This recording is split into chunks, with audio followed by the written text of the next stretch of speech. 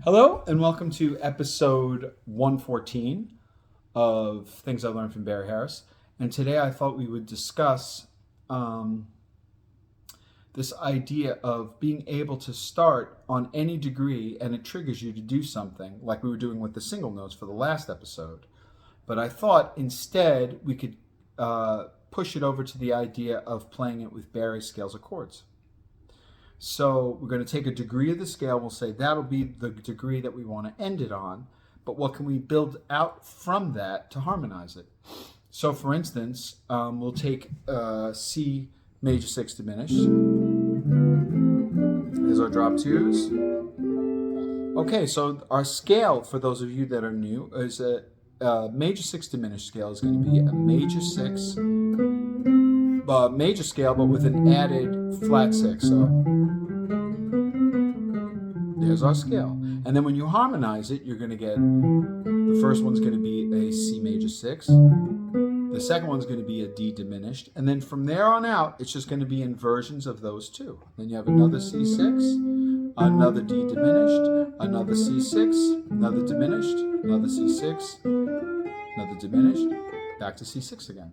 So what's interesting about these are, Thomas of Labyrinth of Limitation has this beautiful method of trying to see all the different ways to harmonize it. And he came up with what he calls this elevator system, which is so helpful for the guitar. It's really helped me out a lot. And basically what it is each note can be harmonized in different ways, and then you have to figure them out. So the first floor would just be single notes. The second floor would be thirds. The third floor would be triads. The fourth floor would be what he calls shell voicing. So I call them broken drop 2 because they look like either the highest 3 notes or the lowest 3 notes of the drop 2. Then the next one is going to be octave chord. Then the next one's going to be drop 2. The next one's going to be drop 3. Next one's going to be drop 2, drop 4. And what's beautiful about it is those are a lot of the different ways that we can harmonize with that E on top. So if we take the E and we just play the scale backwards from E. So here's the third, second, root, 7th, 6th, flat 6, 5th, 4th, 3rd, 2nd, root, 7th, 6th, flat 6, 5th. So there we are. So each one of these can be harmonized with this note. There's a third, there's a triad, there's a broken drop 2, or there's a broken drop 2, and then there's an octave chord, there's a drop 2, drop 3, and the last one, drop 2, drop 4. Really pretty. Now it goes on again to like double octaves, but we'll just keep it at that since we're doing E. But those are all pretty. So let's say, okay, how am I supposed to use that? Well, most of the time we usually play drop 2s for everything because guitar players are very drop 2 heavy. But those little ones are so special. So for instance, let's say where would we use a C major?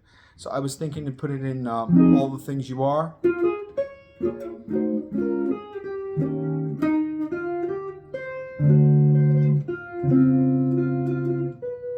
Here it comes. So we got, there it was just using drop 2s.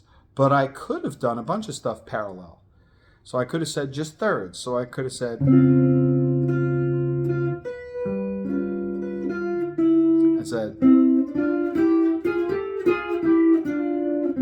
now it's C minor. So I ran it into C minor.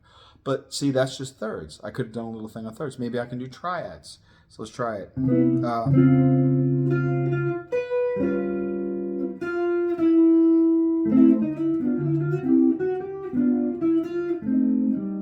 I'm back to C minor again. So I just did a little thing in triads. I put a half step below the top note. Now maybe I'll do broken drop 2s. Same thing.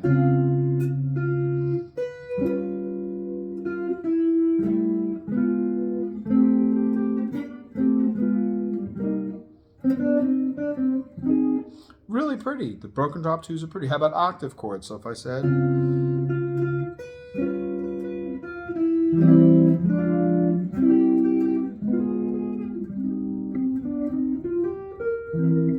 works beautifully.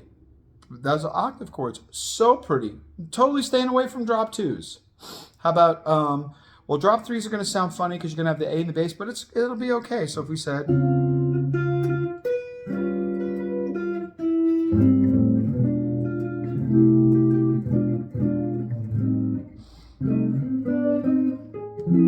really pretty. I'm just running each one of them into C minor because that's the next chord. So you see how many different ways we can approach that? We got 2 measures of C major, and I'm just doing different things parallel from different points. I'm doing it from thirds, from triads, from... You know, I'm not saying it's the best thing in the world, but it gives you different ideas. Now, other ways you could use movement, still starting on the third, would be if we did contrary motion, where one note moves up and one note moves down. So if we did contrary motion, let's say with thirds, so wait, thirds goes to triads, goes to broken drop twos. Really pretty. So maybe we'll end like that. So we'll say,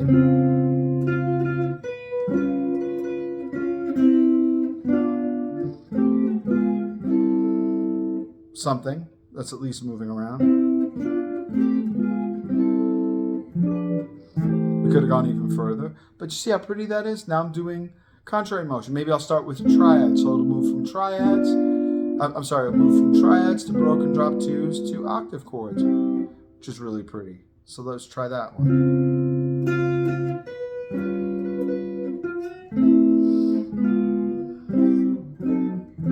Oh, sorry.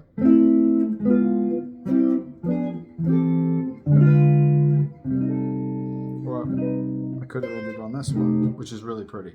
But you see, it gives you a little bit of movement. Now, Barry has like a million different things that he does. Like one of the ones that he does is...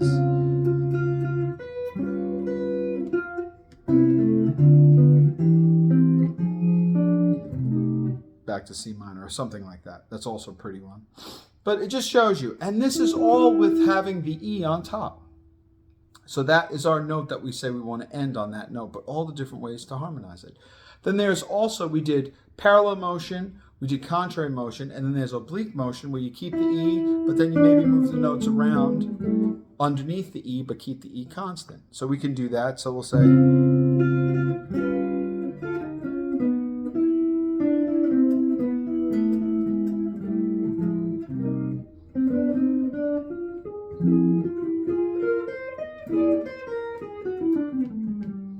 But I mean, you see how many pretty things there are? That's with oblique motion. Maybe instead of moving one note, maybe we'll move thirds,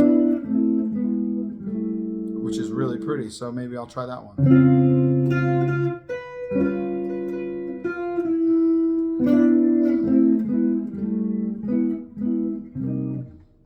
Perfect. All those work really nicely. And that's basically 2 measures of C major.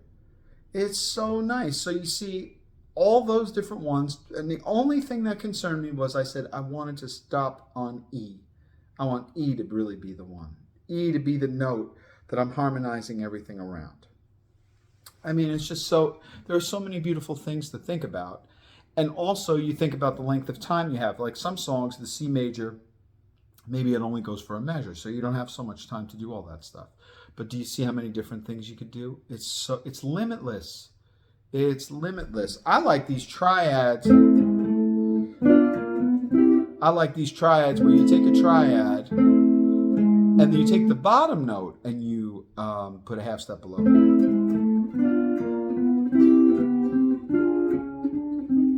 Maybe we'll do that one.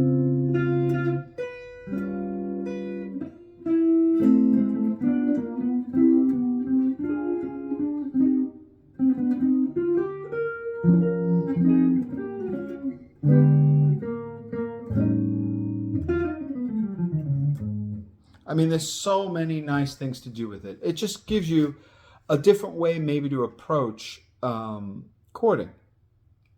It gives you a chance to say, let me think a step ahead. Okay, so I'm playing this pretty chord melody, or I'm accompanying somebody and I'm kind of comping the melody a little bit, and I end on that third of that C. What's stuff that I can do from there? Physically, what can I do? What am I used to doing from there? I mean, most people are used to playing C major 7 in just the regular root position, drop 2, which are really pretty. But now look, if you have all these other little things you can do. And we haven't even gotten into borrowing notes. When you borrow some notes, that's nice. Now I borrowed, instead of using any of the 6 notes, I started to use some diminished notes. So maybe I can do that. Maybe I can borrow some diminished notes. So like for instance there's a triad. So maybe I'll do something like, which is pretty. That's pretty. Aren't those pretty? Just borrowing some notes. Or maybe I'll borrow this one and this one. So all these are pretty. That time I borrowed this note above and this note above. But if I wanted to keep the E on top and maybe borrow this from the one below too, which is pretty. That's pretty too.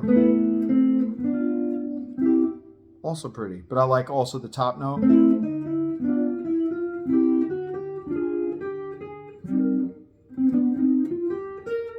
Yes.